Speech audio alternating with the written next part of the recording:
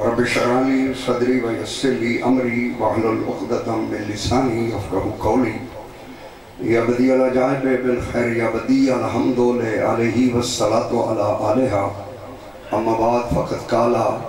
سبحانہ وتعالی فی قرآن المجید بسم اللہ الرحمن الرحیم ادعو الی سبیل ربک بالحکمت والموعظۃ الحسنہ وجادلہم باللتی ہی احسن ان ربک هو اعلم بمن ضل عن سبیلہ صلوات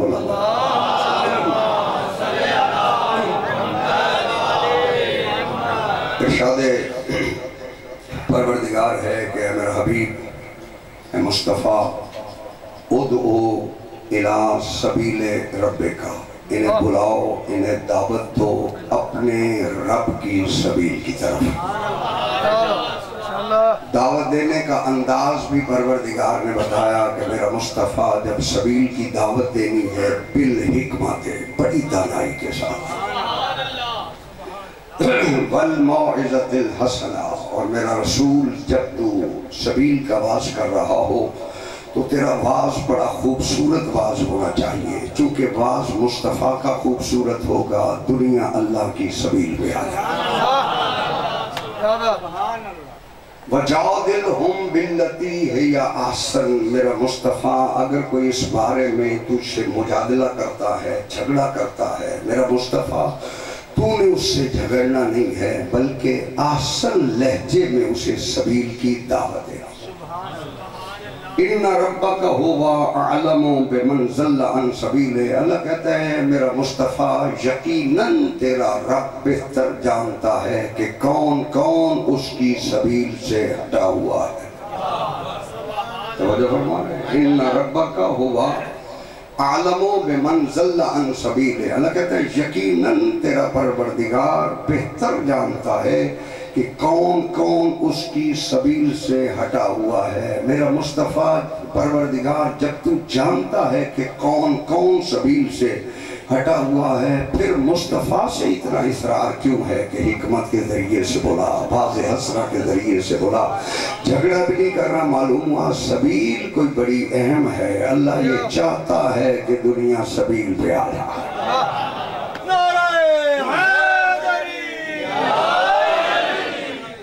دنیا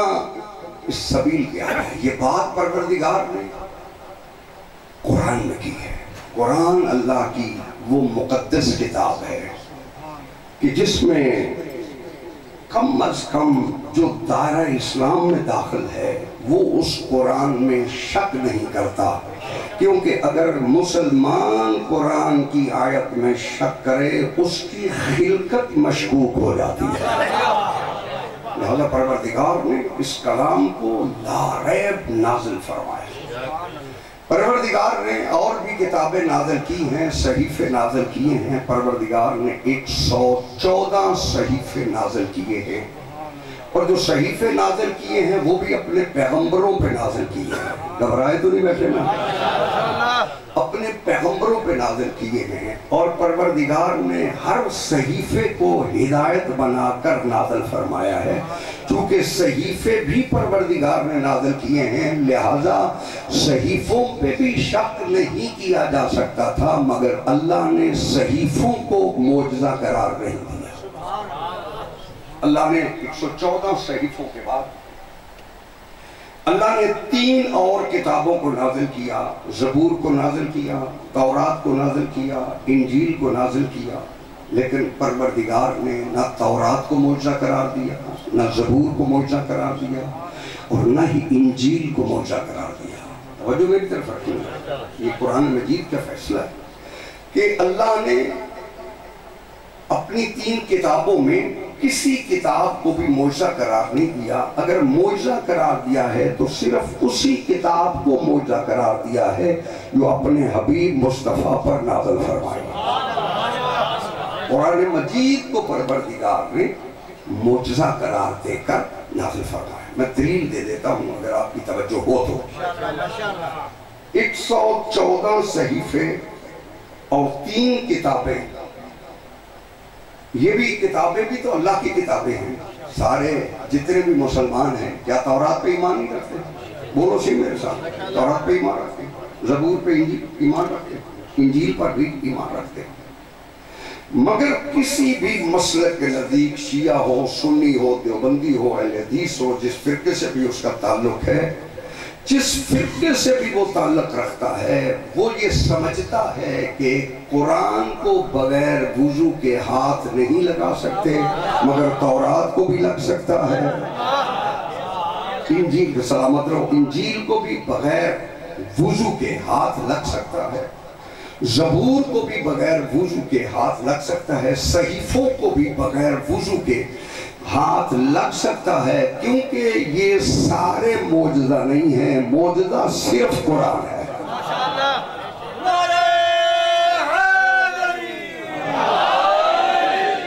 پروردگار نے 114 صحیفوں کے خلاصے کو پروردگار نے ان 3 کتابوں میں رکھا ہے، اور 114 صحیفے اور 3 کتابوں کے خلاصے کو پروردگار نے قرآن مجید میں رکھا ہے، اور پھر قرآن مجید کو پروردگار نے معجزہ قرار دیا ہے۔ جاگنا میرے ساتھ، میں ایک بات کرنا چاہتا ہوں، معجزہ اللہ نے صرف قرآن مجید کو قرار دیا ہے، اور پھر قرآن مجید یہ ساری 114 اور 3 کتابوں کے خلاصے کو قرآن میں رکھا ہے، اور پھر سارے قرآن کے خلاصے کو سورہ الحمد میں رکھا ہے۔ سبحان اللہ! سارے قرآن کے خلاصے کو پروردگار نے سورہ الحمد میں رکھا ہے، اور الحمد کے خلاصے کو بسم اللہ الرحمن الرحیم میں رکھا ہے۔ اب سمجھ میں آیا کہ علی کیوں فرماتے ہیں کہ علی صرف بسم اللہ کی تفسیر لکھنے لگ جائے، 70 اونٹ کتابوں کے بعد ہو سکتے ہیں، تفسیر بسم اللہ ختم نہیں ہو سکتی۔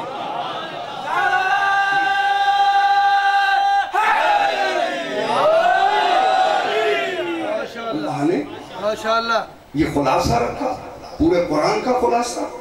سورہ الحمد میں رکھا۔ الحمد کے خلاصے کو اللہ نے بسم اللہ الرحمن الرحیم میں رکھا، اور بسم اللہ الرحمن الرحیم کے خلاصے کو پروردگار نے بے میں رکھا،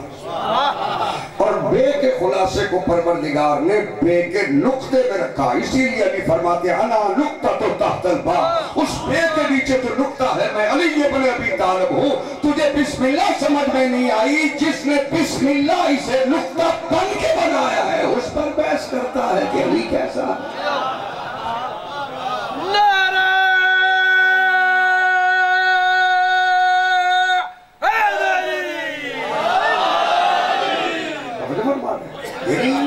کوئی بھی ایسا مسلمان نہیں شیعہ کی بات نہیں کر رہا ہے، جتنے بھی فرقے ہیں، جتنے بھی بازار ہیں، کوئی بھی ایسا اسلام کا فرقہ نہیں ہے جو قرآن مجید کو معجزہ نہیں سمجھتا۔ میں دلیل دے دیتا ہوں، قرآن مجید نے اسے معجزہ قرار دینے کے لیے پروردگار نے ایک اعلان کیا۔ اللہ فرماتا ہے قُلْ لَعَنِ اجْتَمَعَتِ الْإِنسُ وَالْجِنُّ عَلَىٰ أَن يَأْتُوا بِمِثْلِ هَٰذَا الْقُرْآنِ لَا يَأْتُونَ بِمِثْلِهِ۔ اللہ کہتا ہے کائنات کے جن اور انسان مل کر بھی میرے اس قرآن جیسا قرآن بنانا چاہیں تو نہیں بنا سکتے۔ یعنی قرآن جیسا قرآن بنانا چاہیں تو نہیں بنا سکتے، جس پر نازل ہوا ہے اس جیسا کوئی بنانا چاہتا ہے۔ نعرہ تکبیر، نعرہ رسالہ، نعرہ حیدری، منتر صلوات، اللہم صلی اللہ، ماشاءاللہ، بہت خوب، بہت خوب۔ میں اس قرآن جیسا قرآن بنانا چاہیں لا یاتون بمثلہ، اللہ نے چیلنج کیا ہے، خود فرمایا لا یاتون بمثلہ، یہ بنائی نہیں سکتے۔ پھر پروردگار نے کہا چلو پورا قرآن نہیں بنا سکتے، ان سے کہو فاتو بعشر سور مثلہ، میرے قرآن کی 10 صورتوں جیسی 10 صورتیں بنا دکھا۔ اور چلو میں معجزے کی تعریف بچوں تک پہنچا دوں، بزرگ کو میں بتا دیا۔ معجزے کی تعریف کیا ہے؟ معجزے کی تعریف یہ ہے کہ جو نہ ہو سکے اور پھر وہ ہو جائے۔ اس سے آسان تو میں کر نہیں سکتا، جو نہ ہو سکے اور وہ ہو جائے وہ معجزہ ہے۔ کچھ بندے پریشان ہیں، میں دلیل دے دیتا ہوں۔ ڈوبا ہوا سورج پلٹ کے نہیں آتا، اس سے قریب نہیں میں آپ کا ڈوبا ہوا سورج پلٹ کے نہیں آتا، اگر کسی کی انگلی کے اشارے سے پلٹ آئے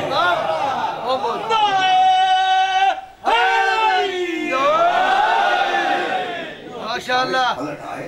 تو وہ معجزہ ہے۔ چاند دو ٹکڑے نہیں ہو سکتا،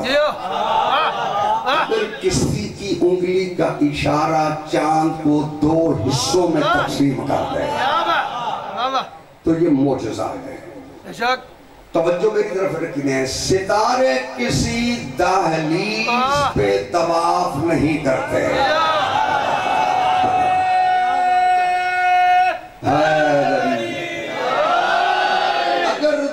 زہرہ پہ ستارے طواف کریں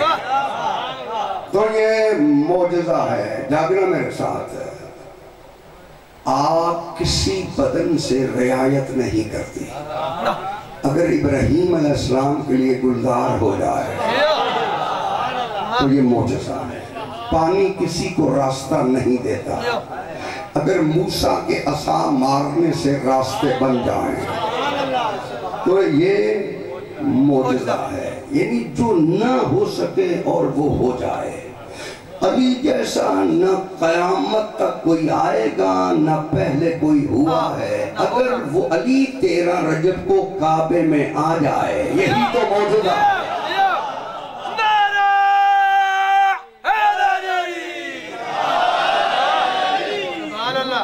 تو یہ معجزہ ہے، اور اللہ نے فرمایا فَأْتُوا بِعَشْرٍ صُوَرٍ مِثْلِهِ، جاؤ میرے قرآن کی 10 صورتوں جیسی 10 صورتیں بنا کر۔ نہیں بنی؟ اللہ نے کہا چلو 10 نہیں بنا سکتے، ان سے کہو ان کنتم فی ریب مما نزلنا علی عبدنا فَأْتُوا بِصُورَةٍ مِّن مِثْلِهِ، جاؤ اگر 10 نہیں بنا سکے نا تو جو میری سب سے چھوٹی صورت ہے، یعنی یہ قائد نہیں لگائی سورہ بقرہ بناؤ، نہیں، فَأْتُوا بِصُورَةٍ مِّن مِثْلِهِ، ایک صورت جیسی صورت بنا کے دکھاؤ۔ یہ نہیں کہا کہ مزمل جیسی صورت بنا کے دکھاؤ، نہیں کہا کہ مدثر جیسی صورت بنا کے دکھاؤ، نہیں کہا کہ یاسین جیسی صورت بنا کے دکھاؤ، کہا کہ چھوٹی سی چھوٹی صورت بھی بنا کے دکھاؤ۔ بتانے کا کہنے کا مقصد یہ تھا کہ نہ صورتوں میں کوئی بڑا ہے نہ چھوٹا ہے، کردار آل محمد میں بھی اولنا محمد، اوسطنا محمد، آخرنا محمد، کلنا محمد، یہ سارے محمد ہے، جیسا علی ہے ویسا عسکری ہے۔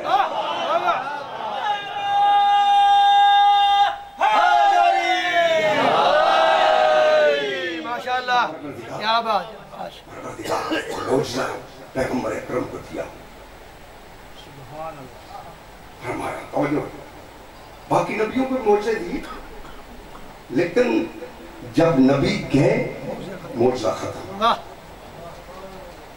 نوح علیہ السلام کی کشتی معجزہ تھی، اب کوئی کشتی بھی معجزہ نہیں۔ حقیقت میرے خیال کوئی کشتی معجزہ ہے؟ نہیں، ابھی نوح علیہ السلام کی کشتی معجزہ تھی۔ پروردگار نے جب اعلان کیا تو فرمایا وَاصْنَعِ الْفُلْكَ بِأَعْيُنِنَا وَوَحْيِنَا، لوگ کشتی بناؤ، ہماری آنکھوں کے سامنے بناؤ، ہماری وحی کے ساتھ بناؤ،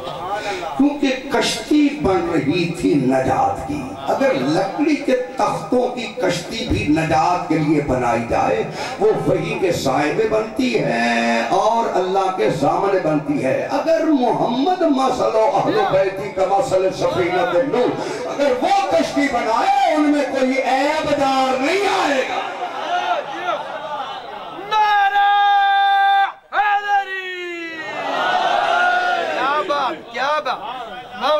کشتی بنی حضرت نوح علیہ السلام وَاصْنَعِ الْفُلْكَ بِأَعْيُنِنَا وَوَحْيِنَا، تو کشتی بناؤ، ہماری آنکھوں کے سامنے بناؤ، ہماری وحی کے ساتھ بناؤ۔ معلوم ہوا جو کشتی میں میخ بھی لگ رہی ہے وہ وحی کے سائے میں لگ رہی ہے، وہ اللہ کی نگرانی میں لگ رہی ہے۔ توجہ نہیں فرما رہا، وہ اللہ کی نگرانی میں لگ رہی ہے، وہ اللہ کی وحی میں لگ رہی ہے۔ کیوں؟ اس لیے کہ جو اس میں بیٹھے گا وہ نجات پا جائے گا، اس سے نہیں پوچھا جائے گا تو کیا کر کے آیا ہے۔ سبحان اللہ، سبحان اللہ۔ مسلمان اپنی شیعہ سنی اپنی تفسیریں کھولیں۔ من رقب عددا، جو بھی سوار ہو گیا، جیو جیو جیو جیو، سفر تو میں لمبا کر کے آرہا ہوں، پریشان آپ ماشاءاللہ ماشاءاللہ،